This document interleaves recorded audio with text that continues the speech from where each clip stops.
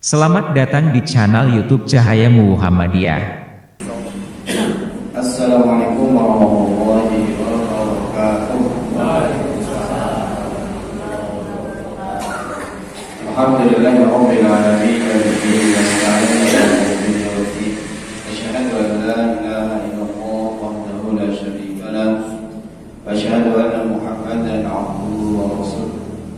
Allahumma shalli wa sallim ala nabiyyina Muhammadin sallallahu alaihi wasallam wa ala alihi wa ashabihi wa man tabi'ahum bi ihsan ila yaumil. Allahumma anfa'na bima 'allamtana wa 'allimna ma yanfa'una wa zidna 'ilman nafi'a. Jamaah yang berhormati, kita bersyukur kepada Allah pada kesempatan kali ini kita bisa hadir salat maghrib berjamaah, kita lanjutkan dengan kajian. Mudah-mudahan sebagai ibadah yang diterima oleh Allah Subhanahu wa taala. Amin ya rabbal alamin.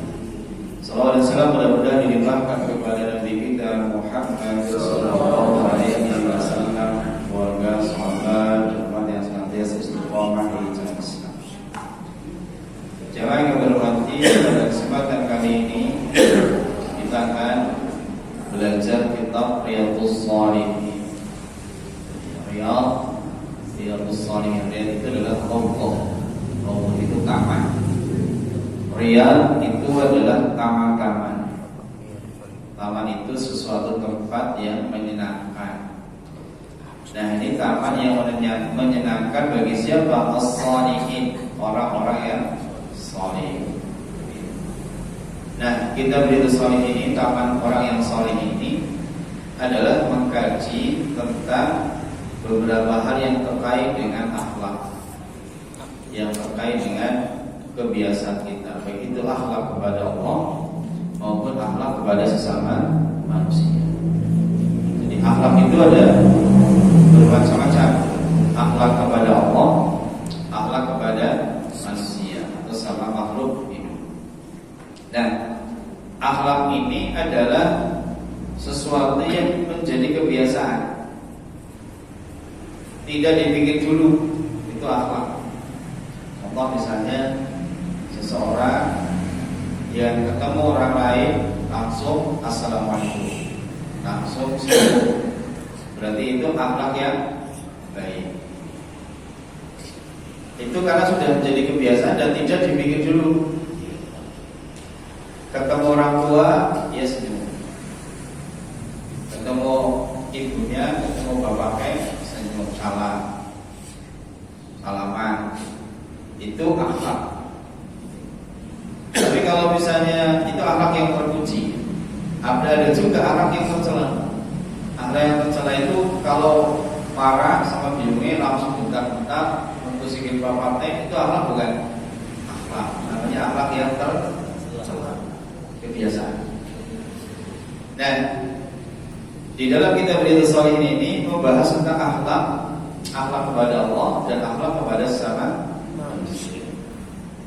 Nah, Imam An-Nawawi, pengarang dari kitab Riyadhus Shalihin, namanya adalah Imam An-Nawawi, memulai bab ini dengan bab yang pertama adalah ikhlas. Ikhlas menghadirkannya dalam semua perbuatan. Jadi ketika kita melakukan amalan itu harus ikhlas dan menghadirkannya. Kita ketika melakukan apa saja itu menghadirkan niat. Niatnya apa? Misalnya ketika kita ngaji di sini. Ngaji itu niatnya apa? Apakah karena orang pena meminta takbir atau karena mengharapkan pahala? Itu tergantung kepada niat kita. Nah, itu namanya niat. Nah, kemudian apa itu ikhlas? Karena judulnya adalah ikhlas dan menghadirkan niat. Ikhlas itu berarti satu perbuatan yang dimaksud untuk mencari keridhaan Allah.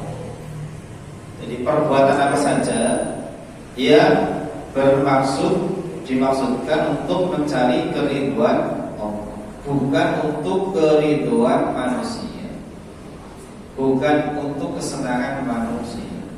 Tetapi kita beribadah, kita melakukan perbuatan adalah mencari keridhaan Allah. itu disebut dengan ikhlas. Kalau mencari keridhaan yang bukan keridhaan Allah, maka itu bukan ikhlas.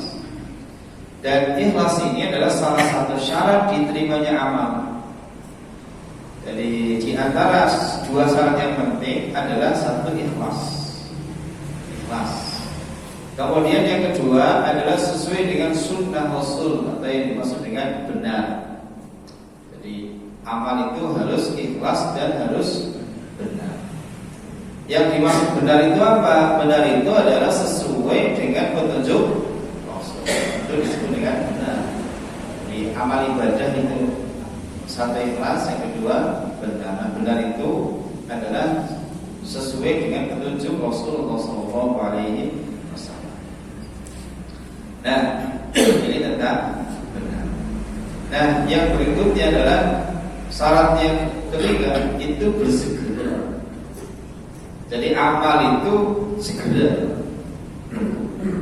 Karena ada orang yang pengen tobat tapi yang nunggu pensiun baik.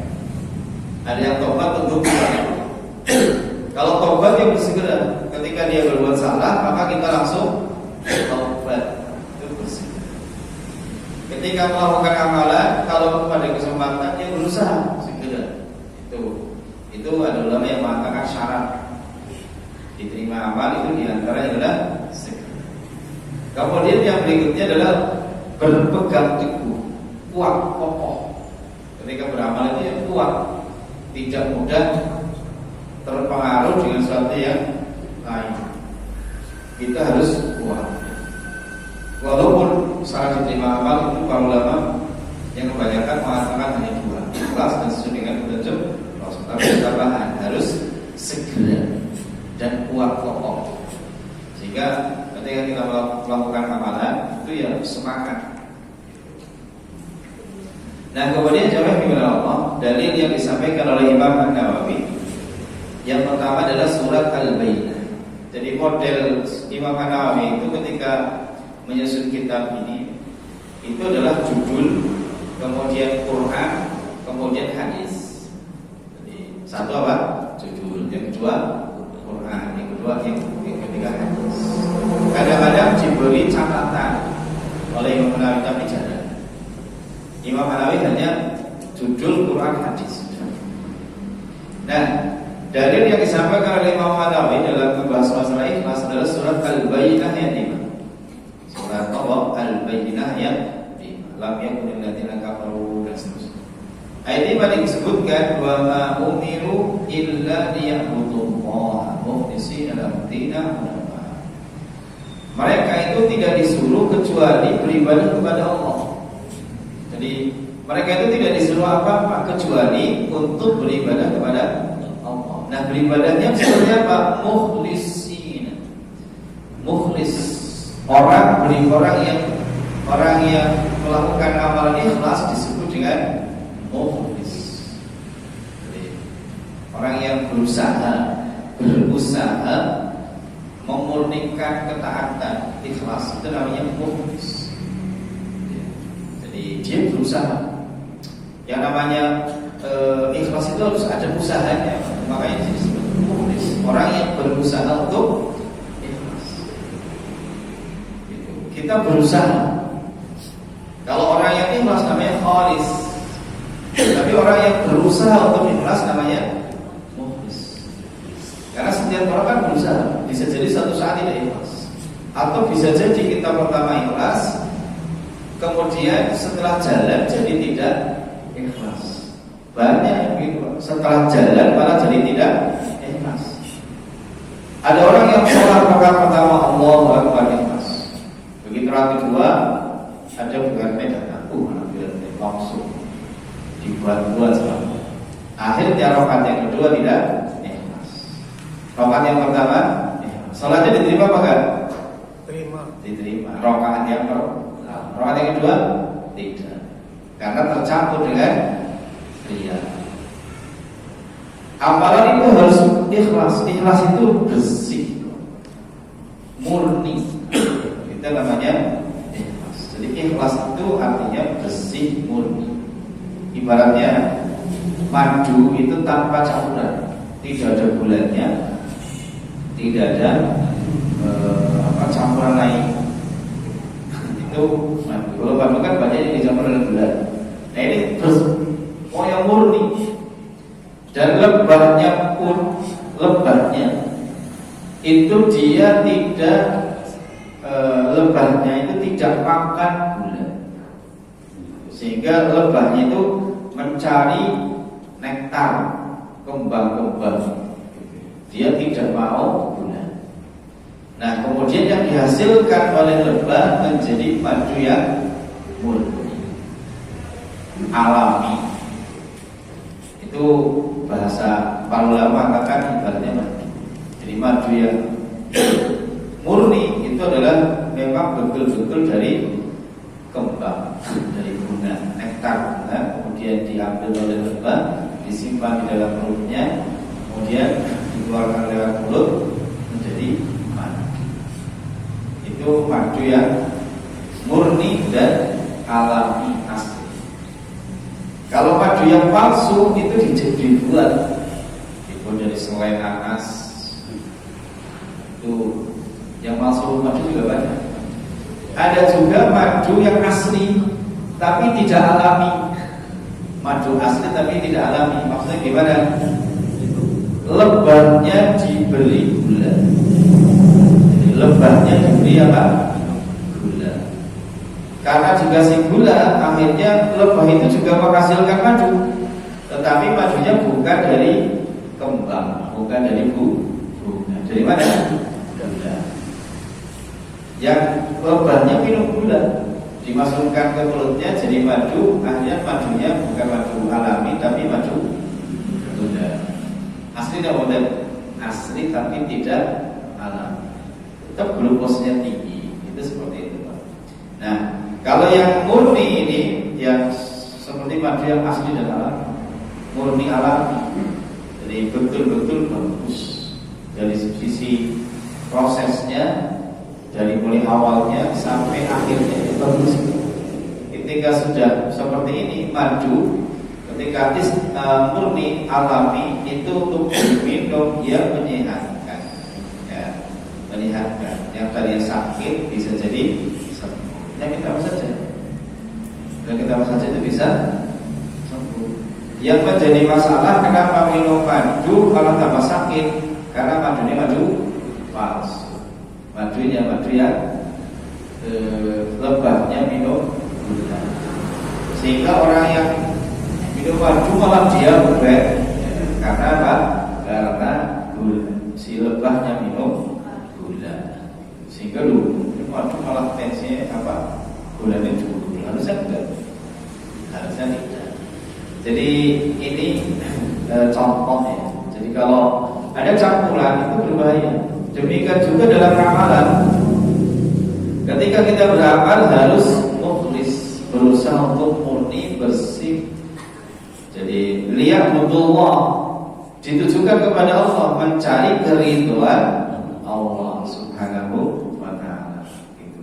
Ini surat Al-Baidah yang 5. Jadi mukhlisin dalam dinahum. Jadi ketika kita beribadah itu dimurnikan, berusaha untuk murni, yang taat kepada Allah dalam menjalankan agama. Hunafa, lurus kepada Allah, tidak boleh menceng. Harus menarik belok.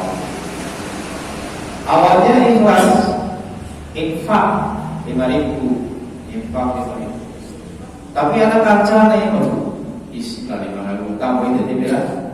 10.000.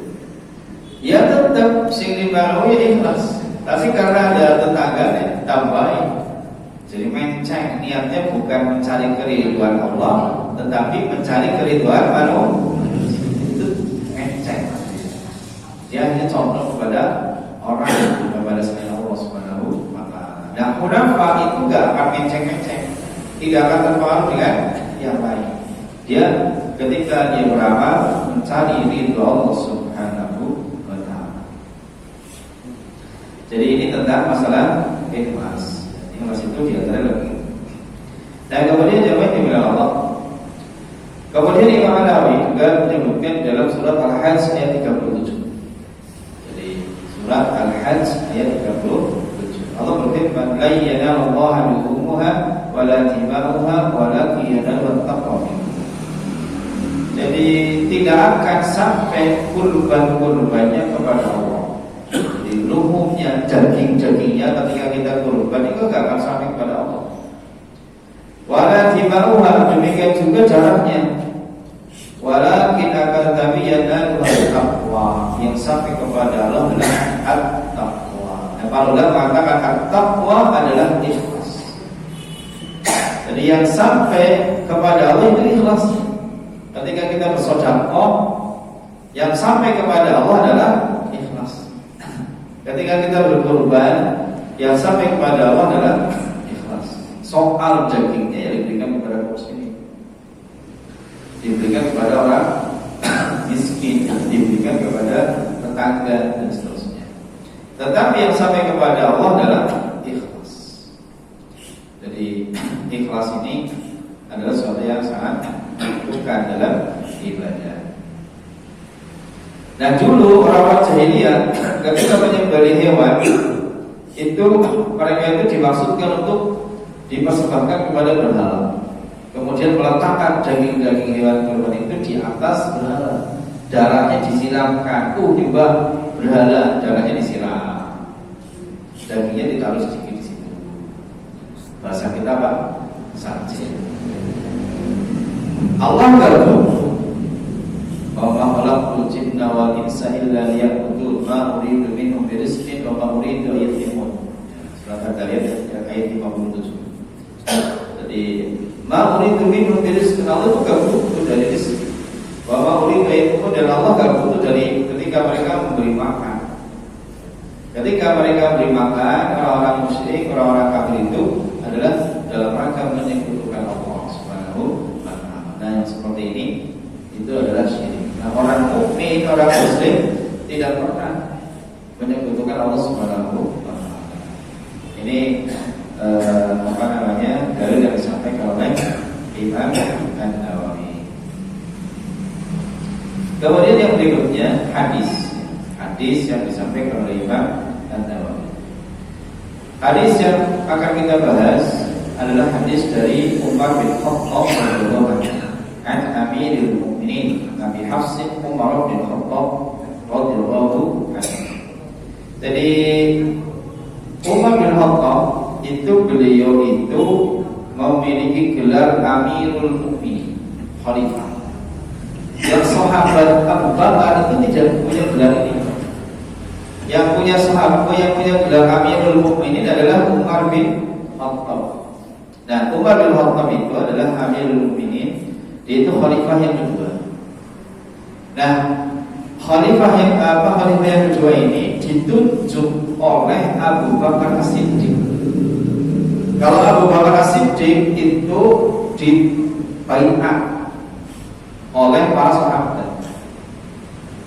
Tempatnya masih ada tempat baiatnya di belakang Masjid Nabawi. Nah, tempatnya ini sejarahnya biasanya ada tulisan tempat baiat.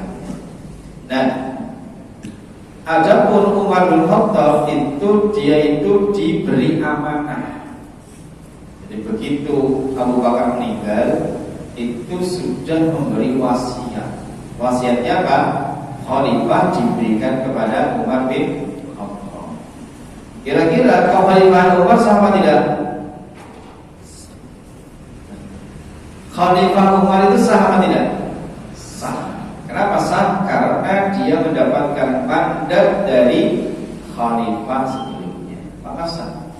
Sementara Abu Bakar As-Siddiq di baiat, itu juga sah. Jadi Umar bin Khattab itu sahnya seperti Abu Bakar As-Siddiq. Jadi dalam Islam itu ketika mencari mengganti pimpinan ketika meninggal dunia itu gampang. Cuma wasiat. Misalnya Abdul Aziz, Raja Abdul Aziz ketika meninggal dunia beri wasiat kepada Raja Salman sekarang. Itu cuma yang gitu dong, tidak ada pemilu. Tidak ada apa? Pemilu. Karena pemilu duitnya apa? Duitnya apa? Jadi ingin jadi dewan saja, ingin jadi jejewan itu harus mendapatkan kurang lebih 10.000 bidik. Terus bidik coblosan. Misalnya orang itu jejewan di DPRD kabupaten itu harus punya bidik berapa? 10.000. Lebih dari kalau kurang dari situ, ya udah tidak.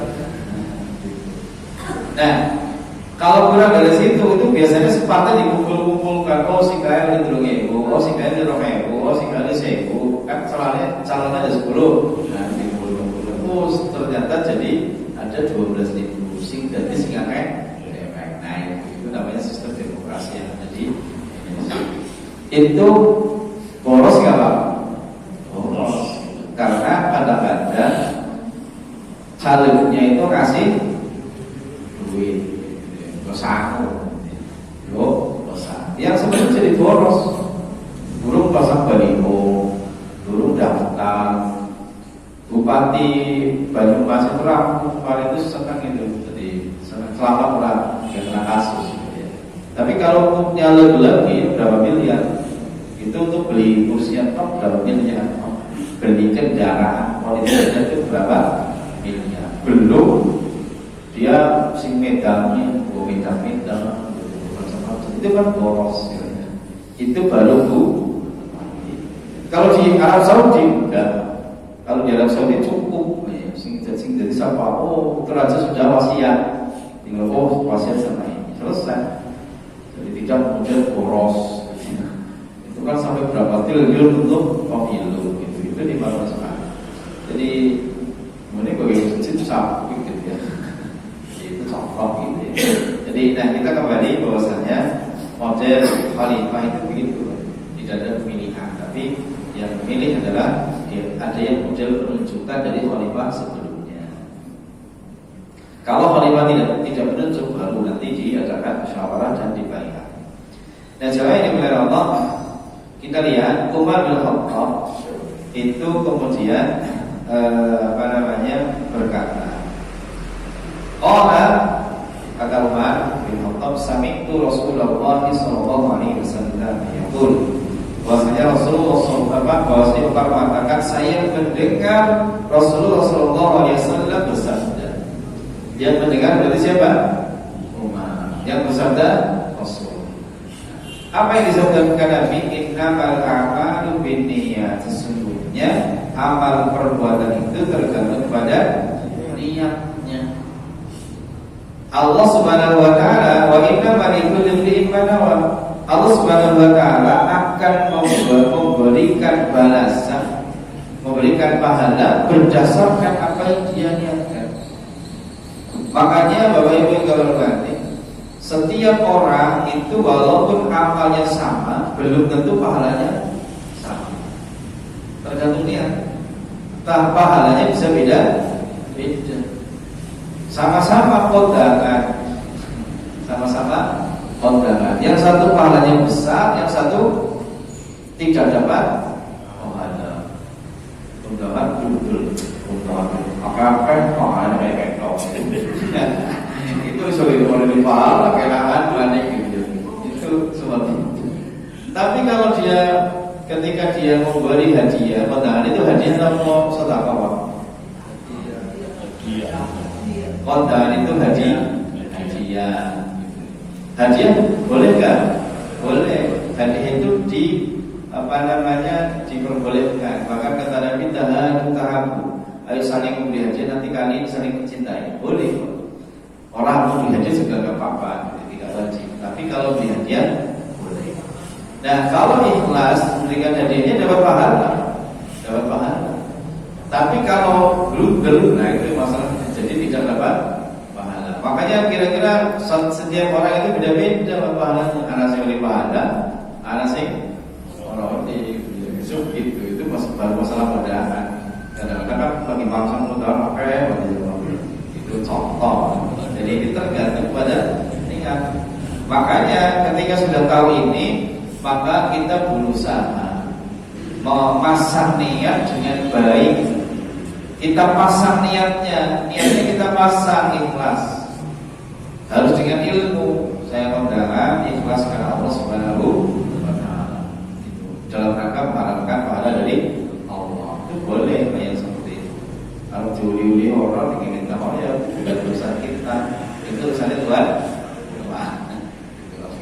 alhamdulillah oleh apa-apa. Itu ikhlas. Tapi ini kegumpal repot ini. Jadi, ini apa namanya wa inna malikul iman. Kemudian famakana hijratu ila Allah wa rasulih. Barang siapa yang hijrahnya itu adalah untuk Allah dan Rasulnya. Fa hijratu ila Allah wa rasulih. Maka hijrahnya itu adalah karena untuk Allah dan Rasul. Jadi kalau ibadah kita, kebaikan kita adalah karena Allah dan Rasulnya, maka kita dapat pahala. Wa makana hijratuhu lid dunya yusibha. Barang siapa yang hijrahnya itu untuk karena kepentingan dunia. Kalau ibadah itu untuk dunia yang kepengen didapatkan, awi proaktif atau dia ibadah ini karena perempuan, ya. Karena perempuan yang ibulah yang akan dinikahinya, fahijratu ila mahajirin, maka hijrahnya atau ibadahnya itu karena untuk mendapatkan sesuatu yang dia inginkan. Dia tidak dapat pahala, cuma dapat itu saja. Pengen perempuan dia sudah nikah, ya sudah dapatnya itu saja. Itu makanya seseorang itu akan diberi pahala sesuai dengan apa yang dia niatkan. Jadi kalau kita beribadah ya berusaha untuk ikhlas karena Allah Subhanahu wa taala. Nah, oleh karena itu dari hadis ini niat itu merupakan keharusan. Niat itu merupakan sesuatu yang harus ya, dalam setiap perbuatan, baik yang ditujukan untuk perbuatan sendiri, misalnya sholat ya, atau misalnya wudu ya, itu adalah harus ikhlas karena Allah Subhanahu wa taala.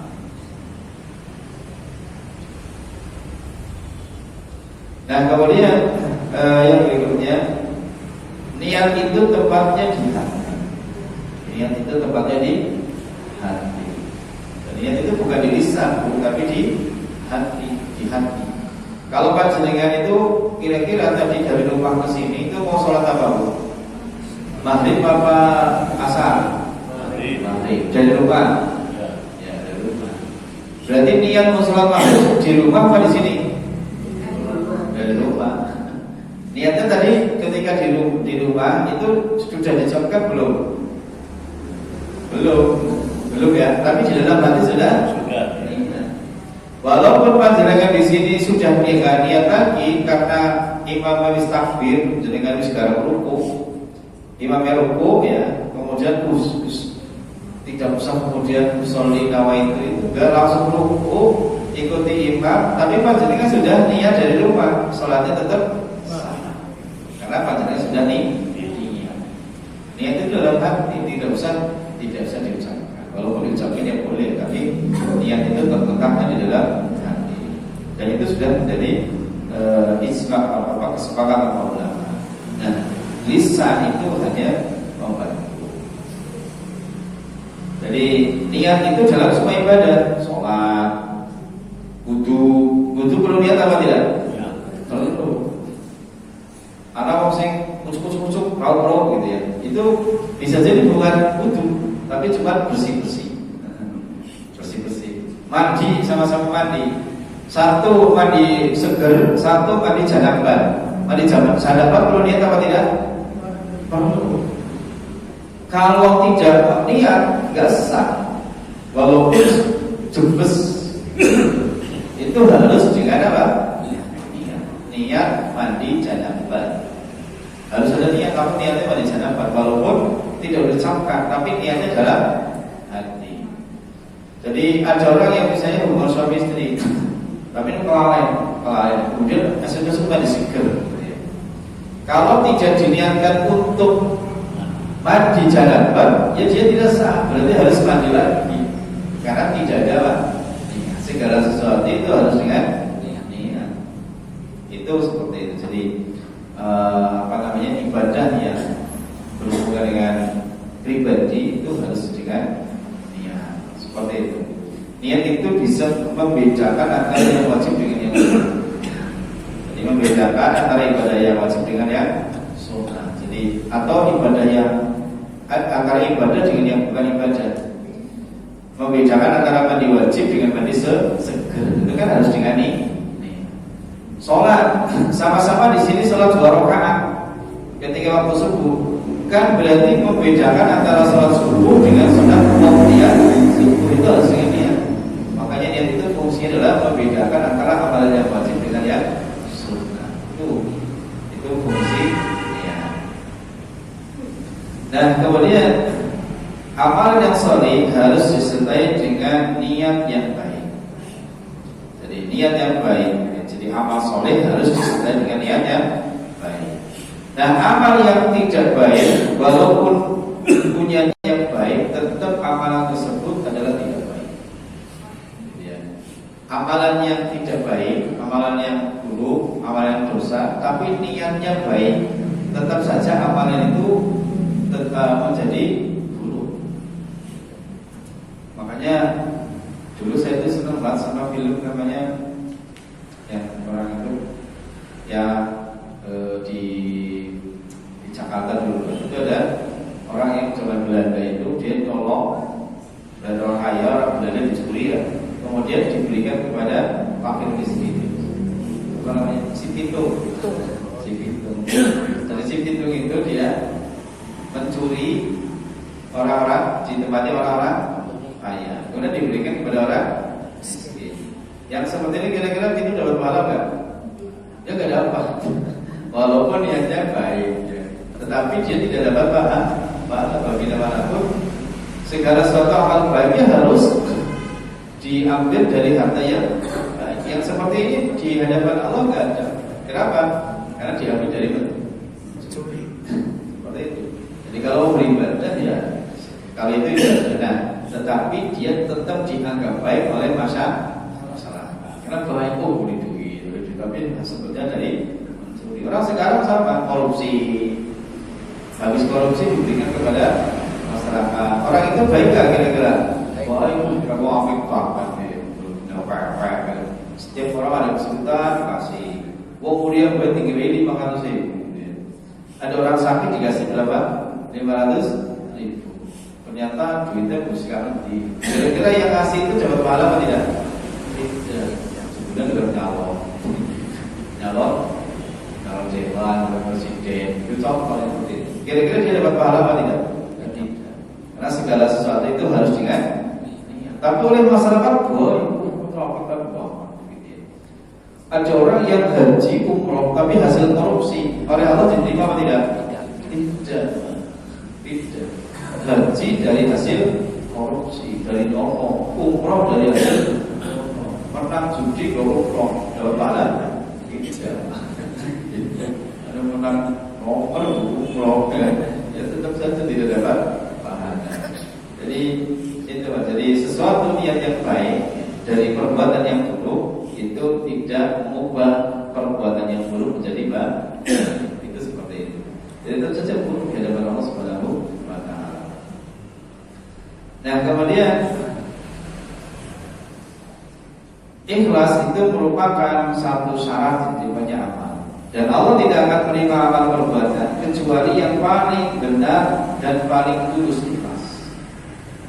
Jadi Allah Subhanahu wa taala tidak akan menerima amal perbuatan kecuali dari amalan yang ikhlas dan benar.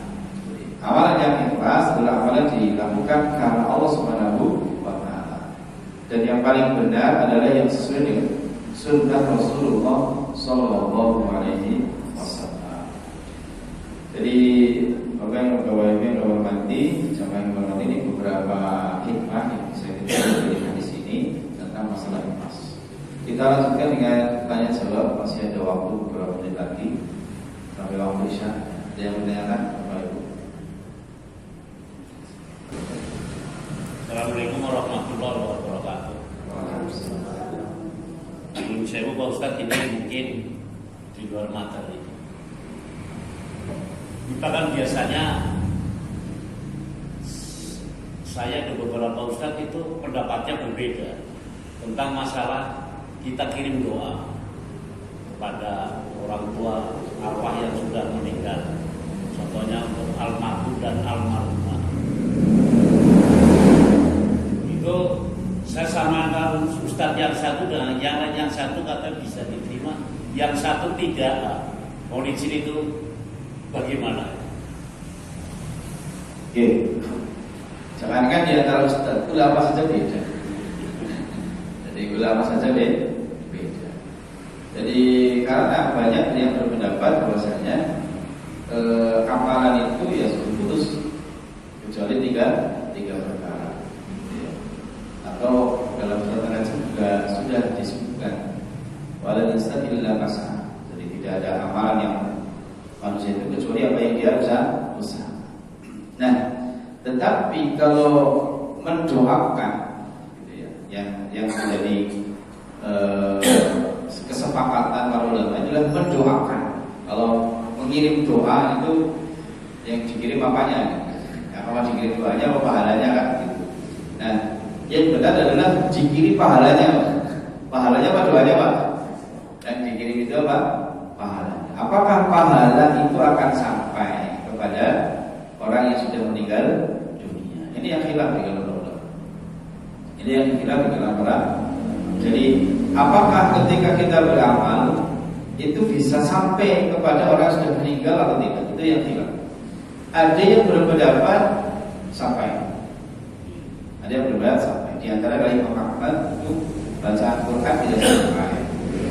Atau misalnya amalan infak sedekah dalam bentuk uang atau dalam bentuk mal harta itu bisa sampai kepada orang yang sudah meninggal. Tapi ada juga yang tidak sampai, maka tidak sampai kecuali kalau anaknya, kalau dia anak yang soleh yang mendoakan kedua orang.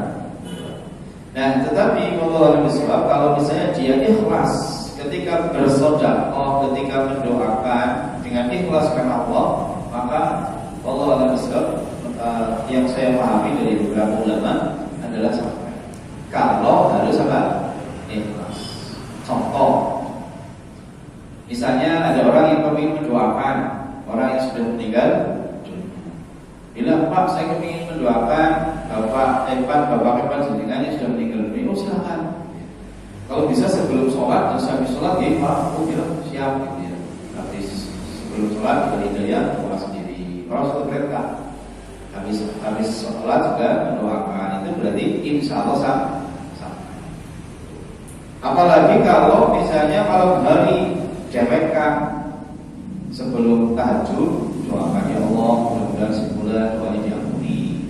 Habis sholat tahajud ya Allah mudah-mudahan sebulan dosanya diampuni. Itu bisa sampai. Itu seperti itu. Atau dia putranya misalnya dia bersedekah, ya Allah saya bersedekah uang 1 juta untuk Masjid Al-Hidayah. Saya mengharapkan pahalanya sampai kepada kedua orang tua. Tanpa ada orang tahu. Kemudian dia mengulang kotak 1 juta, terus dia berdoa ya Allah mudah-mudahan pahalanya sampai kepada orang ikhlas. Kira-kira sampai atau tidak? Sampai. Itu pendapat yang kuat. Tapi harus apa? Ikhlas. Ini kembali ikhlas. Kalau yang tidak sampai dia karena tidak ikhlas. Makanya kalau ingin sampai adalah harus ikhlas. Betul Pak. Jadi saya setuju kalau ada orang yang bersedekah model seperti ini, tapi catatannya adalah harus ikhlas. Dan misalnya takbir ya siap saja menerima. Kalau Allah disebut siap saja menerima, insya Allah diterima oleh Allah Subhanahu wa Ta'ala. Saya kira itu kan mudah-mudahan bermanfaat. Karena waktu sudah menunjukkan sholat Isya, kita akhiri subhanallah wa bihamdika asyhadu an la ilaha illa anta astaghfiruka wa atubu ilaik. Wassalamualaikum warahmatullahi wabarakatuh.